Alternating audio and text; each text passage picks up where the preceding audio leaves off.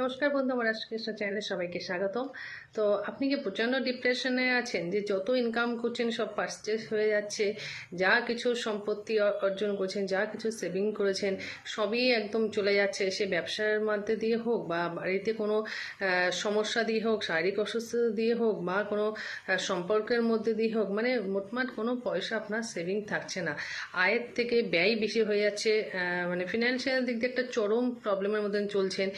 অনেক কিছু প্ল্যান করছেন, অনেক কিছু ভাবছেন যে এটা দিয়ে আমি এই করব সেই করব, মানে সারা রাত ভেবে সকালে কোনো ডিসিশনই নিতে পারছেন না। যখন এরকম চরম পরিস্থিতির মধ্যে হবে, একদম জিরো, মানে